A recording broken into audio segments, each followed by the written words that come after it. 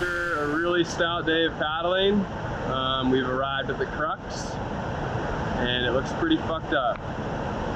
Definitely not going to be any way for us to paddle this. Definitely going back upstream would be terrible. So hopefully we can make it around this and out of this canyon, and it's raining right now. So see how it goes, see how she pans out.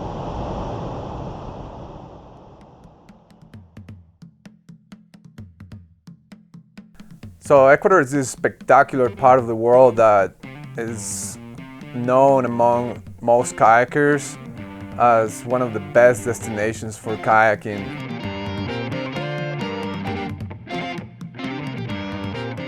Moisture coming from the Amazon hitting the mountains, it creates the perfect conditions. Everywhere you look, you're gonna find different indigenous groups. I've been all the way around America, north and south, and have not found places so remote and well preserved as these. Man, I don't really know what it was that first got me hooked on paddling in Ecuador. I guess I just realized how much sick whitewater that the country had to offer, and that inspired me to get out and find new runs. The first trip that I did down here was led by Abe Herrera, who's pretty much the most knowledgeable paddler in Ecuador. He had been selling us on this unrun Rio Mulatos. It's this river that drops like 7,000 vertical feet in 30 miles. It was just like the perfect river. Who wouldn't want to go check it out?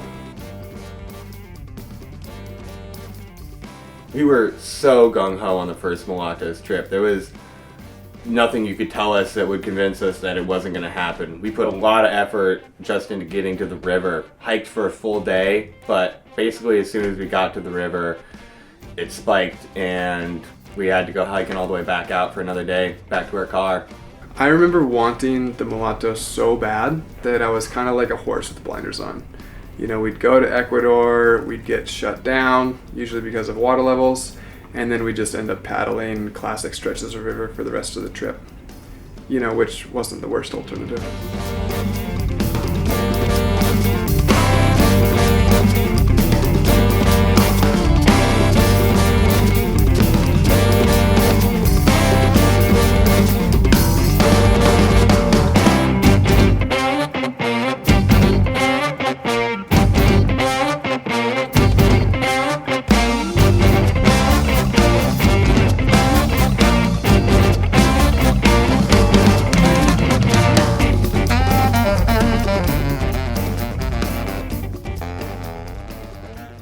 Both Todd and Galen started paddling pretty similarly. They were young and extremely fired up.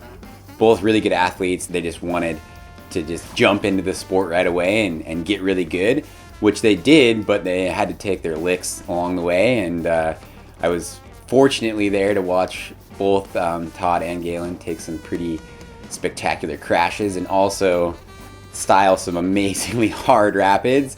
And it was just a wild ride being there for, I was there with Todd, watching him run his first 80-footer Metlaco Falls, and I did a big trip with Galen into Mexico where we ran multiple huge waterfalls, and he ended up running Big Banana Falls at the end of that trip. And he should have been in high school, and instead he was bailed out of high school to come on this Mexican odyssey. Yeah, the big waterfalls, it's a young man's game. I mean, everybody I feel like has that point in their kayaking that they just want to go big and they want to get these spectacular photographs and videos of them bombing these amazing waterfalls. But in the end, after you experience some injury and some time off the water and you get more depth in the sport, you realize that that's not really where the magic lies. The magic is about exploring and about kind of discovering these new rivers and those experiences that come along with that. Seeing both Galen and Todd go from these, giant waterfall hucks and kind of like this park and huck mentality to growing into these paddlers that are chasing first ascents around the world. It's kind of the natural progression, but I'm really happy to see those guys just pushing it and getting out there. Scott Lindgren is this old school legendary expedition kayaker, and I became pretty good friends with him, and in 2017 when Todd and I were going down to the Mulatos, he decided to come with us. When we got down to Ecuador, the main objective was the Mulatos. We started to take a really close look at the topos and pretty quickly realized that a huge chunk of the river was completely off the scale in pretty much an impenetrable gorge. So finally, we just kind of gave up on it. Closing that door actually felt pretty good. It opened our eyes as to what other unrun rivers might be, here throughout the rest of Ecuador. And it allowed us to just enjoy the time that we had right then and there in this really spectacular part of the world. Yeah, we drove further and further south looking for new rivers. We paddled some decent runs, but honestly we weren't really finding what we had set out to accomplish. Water levels were either too low or too high, and it seemed like dams are being constructed on every major river in the south of Ecuador. One of the things I've always done when I cruise into a new zone is, if it's possible, I like to get in the air. It solves so many problems. And so we get into Mulatos, there's an airport. It didn't take long to realize that we could actually get up in the air and go scout the neighborhood, and we took a flight. Yeah, yesterday's scout flight was sick. We were able to determine a ton about the rivers around this area. Discovered 3 rivers that are definitely runnable. They're big and stout, but they're sick.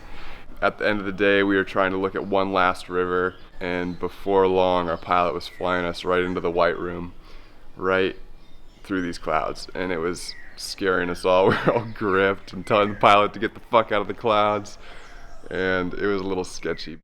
Not used to flying through clouds, especially in the third world. In a plane that's fucking pretty much done up in the 50s. We came back buzzing from that flight and buzzing from what we had just found. So yeah, we're alive today, and we're gonna fly back up to the Rio Coangos and try to do the first descent all the way down to the Rio Santiago. Should be a sick trip.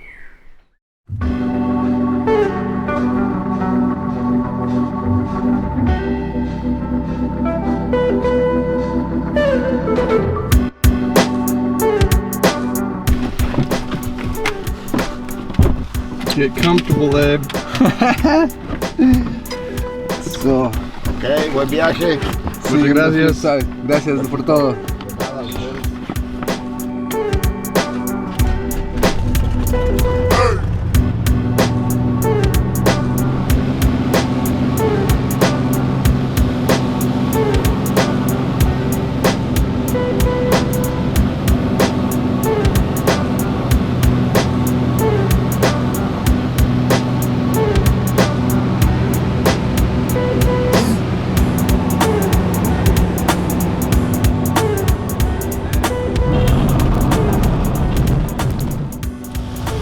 We just landed on the headwaters of the Coangos River.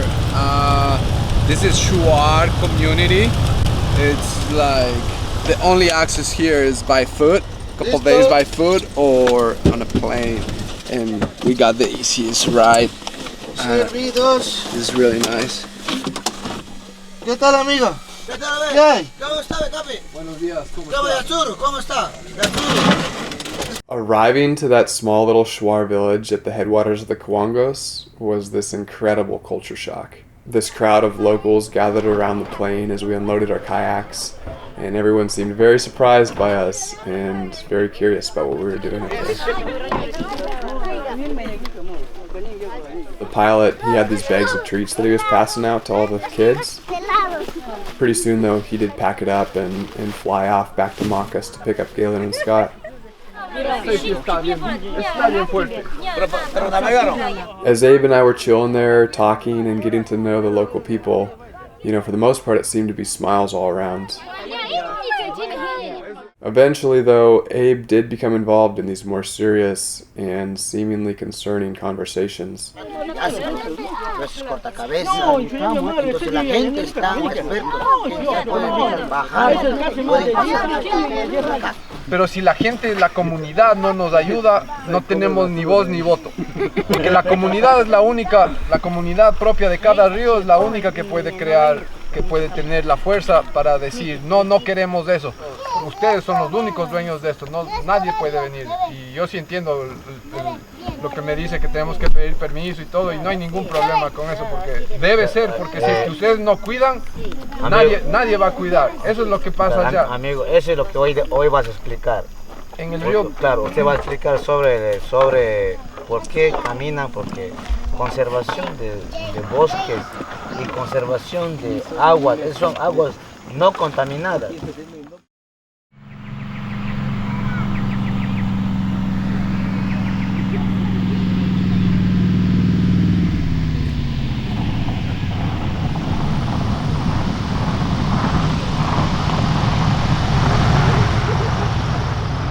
When Scott and I first landed at that little airstrip, I was so fired up, man. Like, after all we had been through, we were finally heading out for a sick first descent.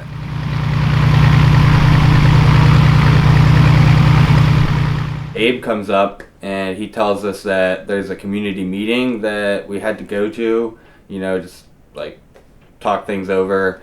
I didn't think much of it at first, but I heard some concern in Abe's voice, and that definitely put a bit of a damper on that initial excitement that I was, you know, as I felt as I walked out of the airplane. They're waiting for us, they're expecting us down here. They're having a whole meeting, community meeting on Sunday, and we just happened to show up, so it's, but everything seems to be okay.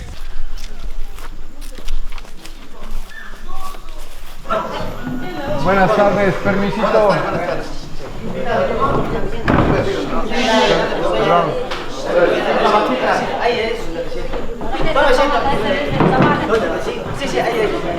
Existe totalmente aquí, a veces palabras falsas vienen, y viene un cortacabezas, está un poco delicado esta acusación. Y quiero enfocar a usted que llegaron 4 marineros que llegaron, navegables, que hoy primera vez que llegaron. Señores, ¿qué documento vienen? ¿Con qué documento están aquí? El documento, primer base, el documento necesitamos. La primera razón por la que vinimos no es simplemente solo por pasear. Lo que hacemos nosotros, y les voy a comentar muy brevemente, lo que hacemos nosotros es ayudar a conservar ríos intactos, para evitar minería y evitar represas y evitar que la destrucción de la naturaleza. Disculpas de que no pedimos permiso antes de venir. No tenemos ningún documento aquí. No se puede dar permiso porque eso es ilegal. Así es. Deben respetar ustedes nuestro reglamento, nuestro estatuto. I was told they were going to pass the word down to other villages and let them know we're coming through so we don't get our heads shrunk, but it sounds like when we got in there that it was a crazy atmosphere. There were some people that were really angry about us being here and did not want us to pass. We didn't have a permit, so they're trying to figure out how to make a permit because they've never really done anything like this before. So yeah, we're facing some interesting problems, an interesting scenario, but right now Abe is talking with the chief of the village and they're trying to talk to the president of the Shuar community in this area and get permission for us to pass down the Rio Coangos. So a little bit of a project, but I think we're making some headway. I can hear some feedback on the radio, so we're really hoping we can just find an agreement with these guys, maybe pay them some money, write up a permit, do whatever we need to do, and go paddle this amazing river.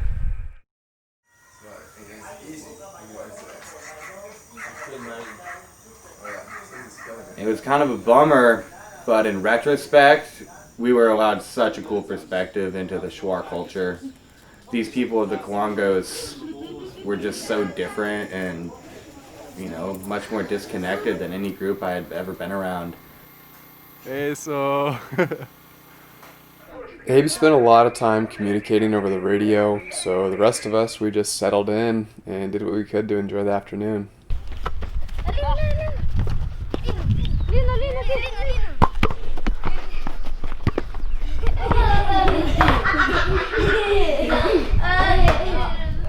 We played soccer, built a swing for the kids, and at one point I think Scott was even giving English lessons to the youngsters. How are you? How are you? How are you? How are you? How are you? We spent the night there in our hammocks, and when we woke up the next morning, it was pretty clear that we would not be granted any sort of permit to paddle the Coangos. Kind of a tricky situation, you know, like you don't want to blow up what they got going on here, and to keep big mining and to keep hydro out of here and to keep logging out of here, they're willing to cut your head off and boil it in hot water, and can't blame them for that. It's pretty downright respectful. So No, these guys are agree, yeah, and then they're saying like, we don't want you guys to get in any trouble with the communities down there. Totally. Because if anything happens to you, then it was gonna be our responsibility because we let you go. Listening to the radio over the last 24 hours has been anything but encouraging. It's been incredibly discouraging, basically just threatening us with shotguns and arrows. So I personally would like to choose the path of least resistance.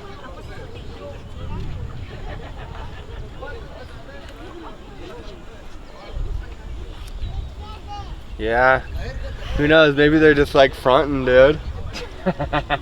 They might be bullshitting. Maybe.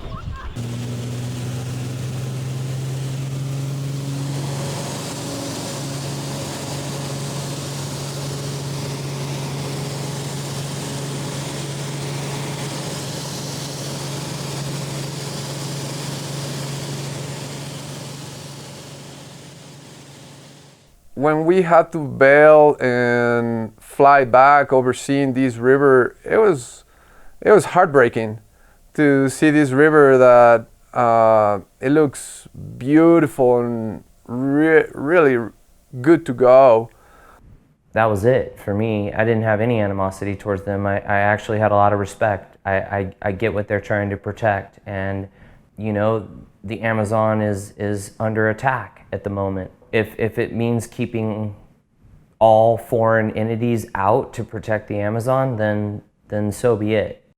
Just to the south, towards the Peruvian border, there was a big mine tearing up into the Cordillera del Condor, creating a lot of pollution into the rivers.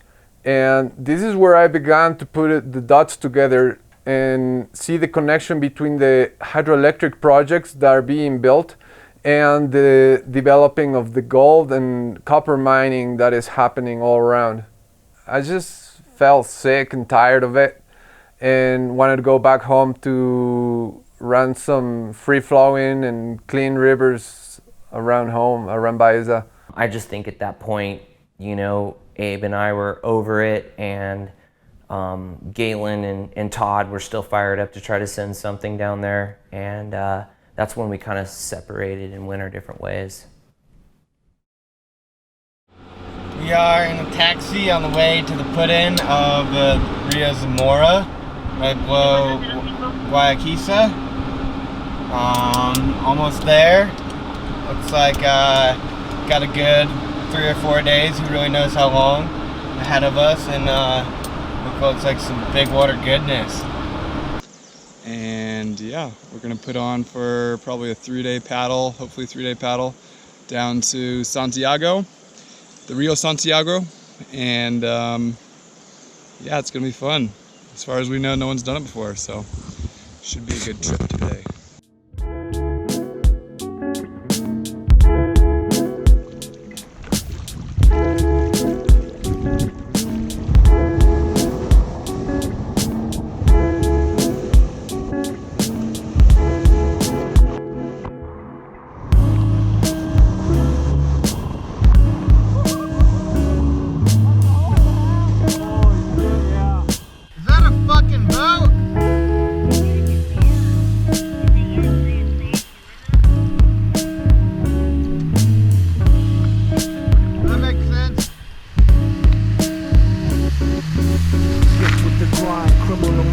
60 cat. Swift with the 9 through a 5950 hat. Gift with the grind, criminal mind shifty cat.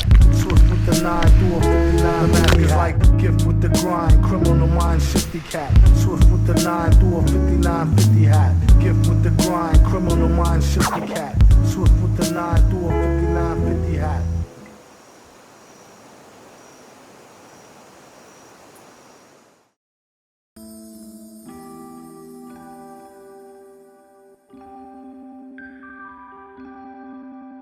You know, Todd has been a huge influence on me over the years. When we first met up, we just didn't click, and off the river there was kind of a barrier between us. For a long time, I really struggled to establish trust with Galen.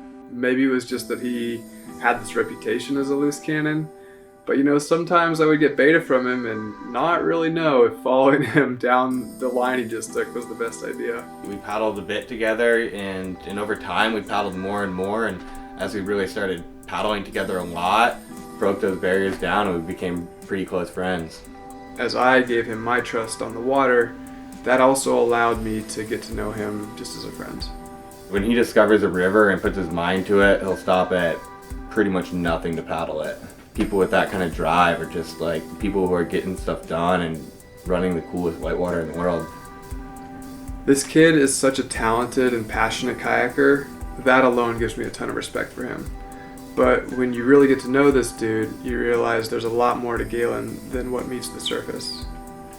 Within this really driven person, Todd carries a lot of weight on his shoulders and sometimes just can't be satisfied with right here and now or what's in front of him.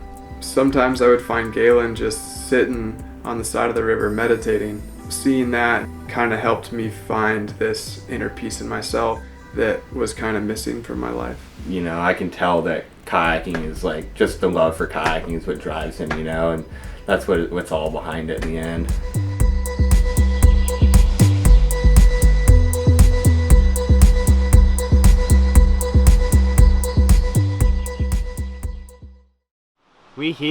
We finally made it. It's absolutely beautiful, and we got a huge, powerful brown river to drop into today and paddle down. Burning off some fog right now, about to eat our breakfast skillets. Couldn't be in a better place right now.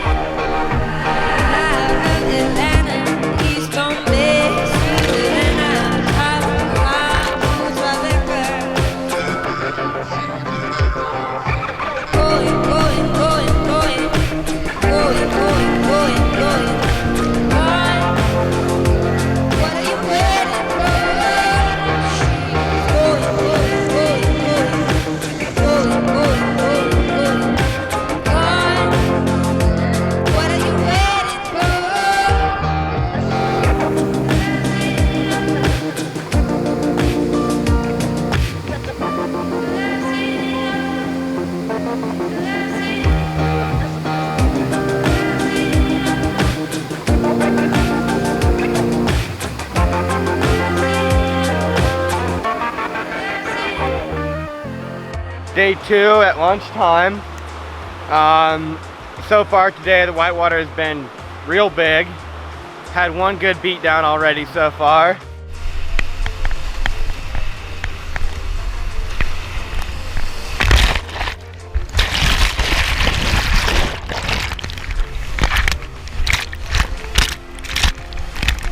I thought about swimming on my last beat down, but I saw that you could get out of the hole on river right, and eventually worked my way over there.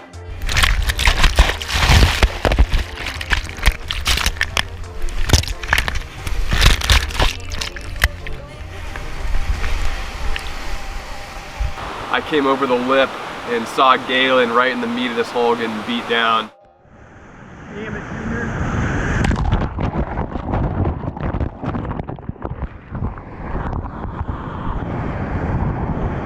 That was a little bit scary because I had this, split-second vision of one, if not both of us swimming, and that's kind of like the worst case scenario out here. So yeah, a little bit of a wake-up call today, but we have been able to paddle some super sick whitewater. This river's out of this world incredible, and I think these next rapids are going to be pretty all-time and fired up.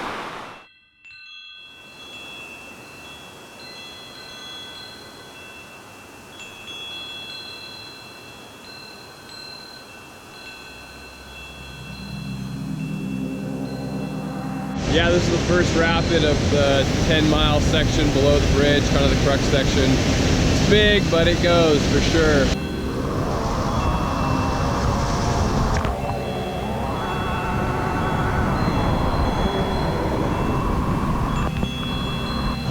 Another stout one just downstream here.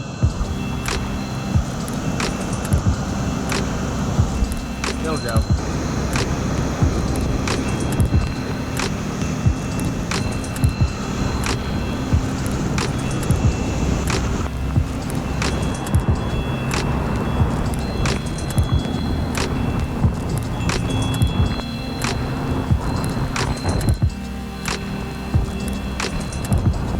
Yeah, this one's the big one. Here we go.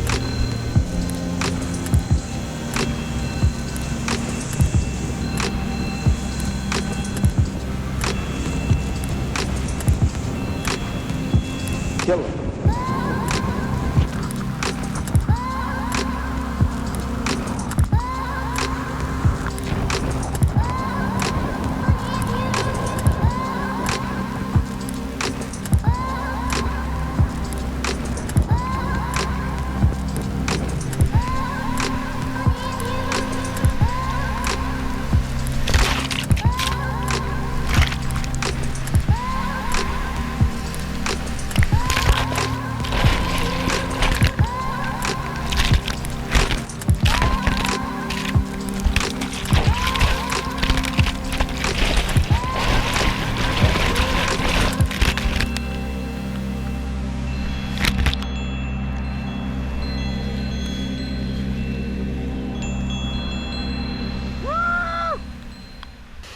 When I was in the airplane, I thought the river would be small.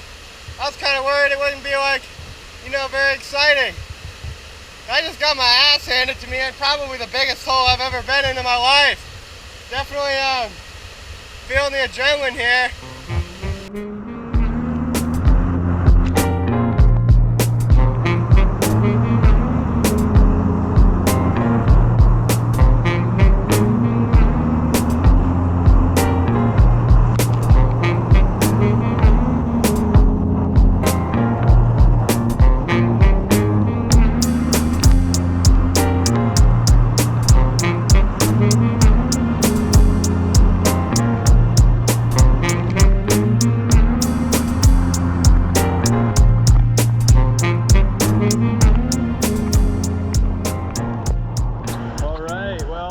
After a really stout day of paddling, we've arrived at the crux, and it looks pretty fucked up. Definitely not going to be any way for us to paddle this. So right now, we just got to look at a way to portage around it. Here we go.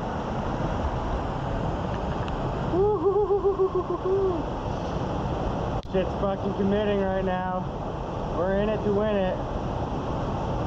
Definitely going back upstream would be terrible. So hopefully we can make it around this and out of this canyon, and it's raining right now. So see how it goes, see how she pans out. All right, it is 6:45 in the morning. Galen and I are all packed up and geared up, and we're heading down to the Crux Rapid right now.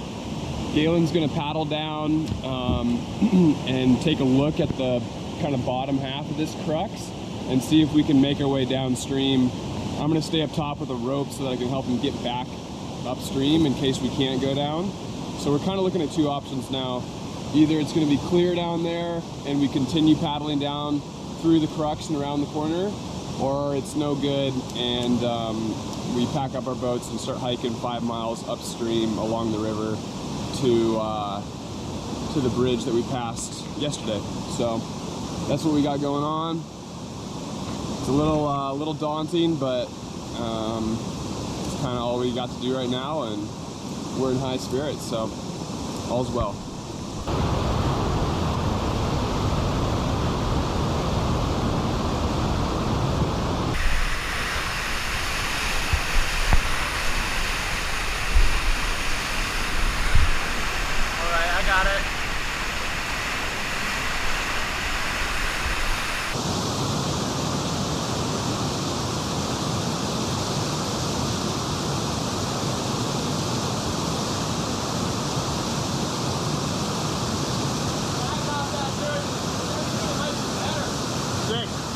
Yeah.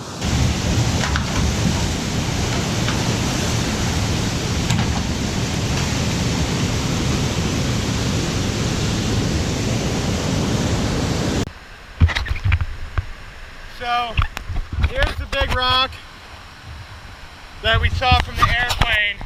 We couldn't see the river right bank, which is pretty covered in fucking rocks all the way around. It's quite paddleable as well. I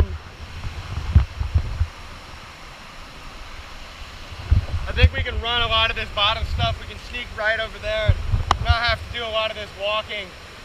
I am pretty sure that is the waterfall, but I'm not sure. Maybe it's around the bend, but it looks like we can definitely stay on rocks all the way around that corner there and make it out.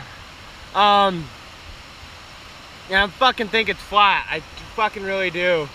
I could keep going. I'm kind of cliffed out.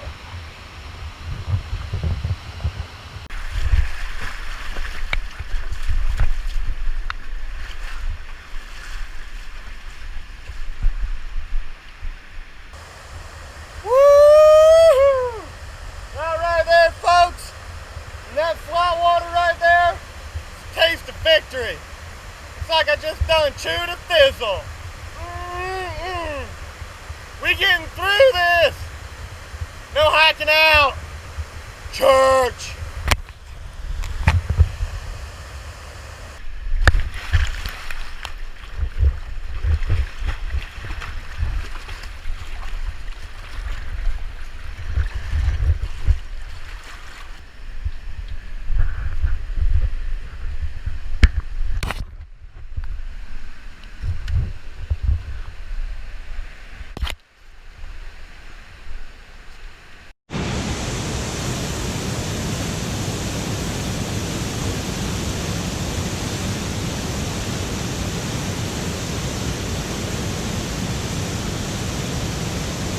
I was just like walking this morning down doing this portage, and it started burning on like the back of my thighs, my ankle, and I really don't have like any welts or anything. And then it kind of started moving up on my arms and in my chest area, and I don't know what it is. If I got into like some fire ants that were like micro fire ants that I couldn't see, or like just some poison ivy kind of shit or something, or I don't know, but woo, it fucking burns.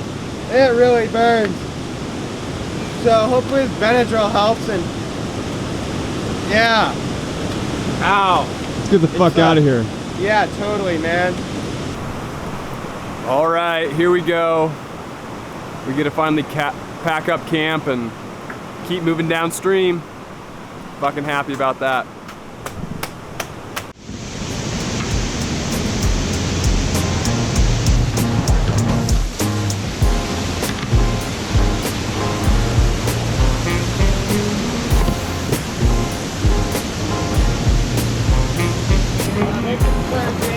What? Like that? Yeah, like that. I got you, dog.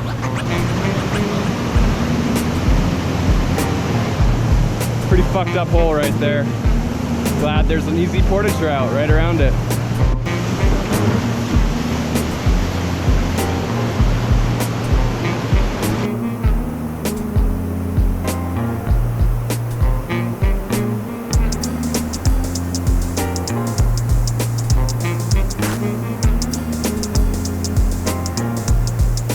Good runnable whitewater downstream, and hopefully we don't have to do any more stout portages, but yeah, the end is in sight. Should be good.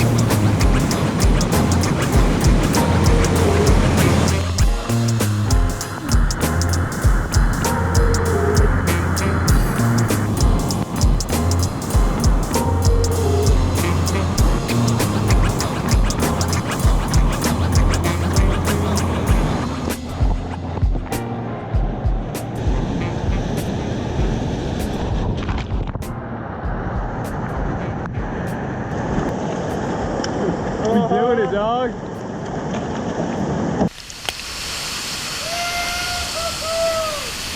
I think we're pretty much at the bottom of the Zamora Canyon right now, but Galen and I can both agree that that's definitely the biggest first ascent either of us has done, and probably the biggest whitewater we've ever paddled too, so shit was sick. Victory, man. I've never been so happy to see flat water in my life. I loved every bit of that whitewater in there, but when you don't know what's around the corner, man, it's definitely a relief to know that it's not going to be as big as what we did the last 2 days. So, yeah, man. Zamora Canyon. Yeah, stoked. Gangsta shit. We are on the Rio Santiago right now, paddling out through some flat water, and it is super scenic. Just everything is beautiful. I mean, just look at that.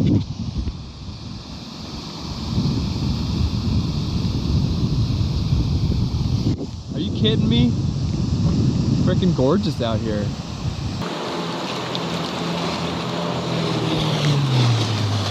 Buenas. ¿Dónde vas? ¿Dónde? No sé dónde está.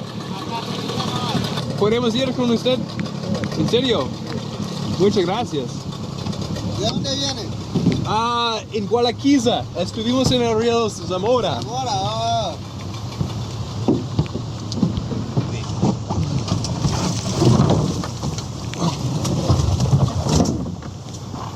Listo. Acá. ¿Ya?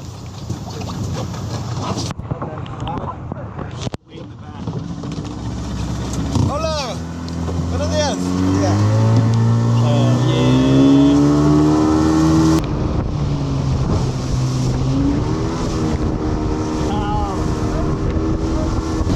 Little change of events here, but you know, you just gotta take these good opportunities when they arise.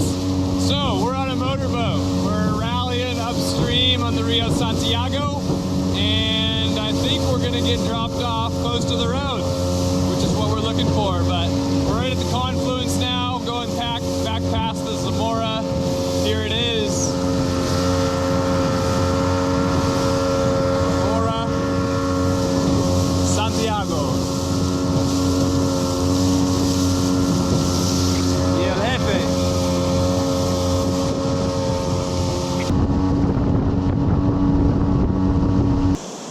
Gracias. Aquí es solo que tenemos, pero muy amable. Ok. ¿Cómo se llama? Carlos. Carlos. Mucho gusto. Mucho gusto, Carlos. So Galen's legs are so fucked up from whatever plant or bug or whatever he got into. The only thing he can do to alleviate the pain is pour water on it or go swimming. So that's what he's doing right now. Other than the flesh-eating shit that Junior has going on, all is well. We're waiting here for a bus. Hopefully they have room for 2 green dagger mambas. But yeah, it's been a great trip. Rio Zamora was incredible. Super fun. Crazy in there. Jungle is stronger than we are. That's for sure. All I can do is hope that I'll let you get through it. Best of all though, found ourselves some cervezas and a Pepsi for Galen who's on antibiotics. But I get to drink beer. Living clean and loving Jesus.